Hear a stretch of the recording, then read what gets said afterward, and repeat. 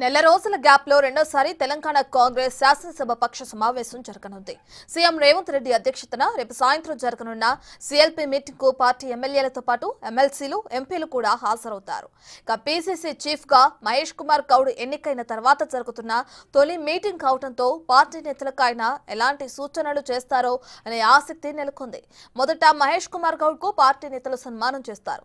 ఆ తర్వాత పార్టీ సంస్థాగత నిర్మాణంపై చర్చిస్తారు.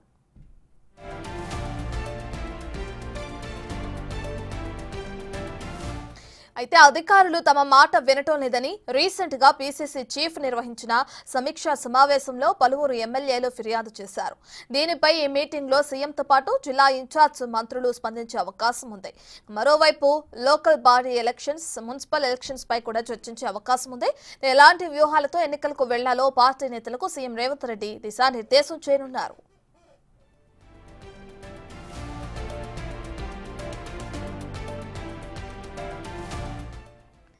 అయితే ఈ సీఎల్పీ సమావేశానికి కొత్తగా పార్టీలో చేరిన ఎమ్మెల్యేలు హాజరవుతారా లేదా అనేది ఉత్కంఠగా మారింది. బీఆర్ఎస్ నుంచి కాంగ్రెస్ లో చేరిన ఎమ్మెల్యేల విషయంపై హైకోర్టు తీర్పు తర్వాత అస్తు నేతలు వ్యూహాత్మకంగా అడుగులు వేస్తున్నారు. కాంగ్రెస్ తీర్థం పుచ్చుకున్న గులాబీ ఎమ్మెల్యేలను బీఆర్ఎస్ నేతలుగానే అస్తో శ్రేణులు చెబుతున్నారు. ఉమ్మడి వరంగల్ జిల్లా పార్టీ సమీక్షకు కడియం శ్రీహరి హాజరయ్యారు. దీంతో ఆయన సీఎల్పీ సమావేశానికి వెళ్తారా లేదా అనేది సస్పెన్స్ గా ఉంది.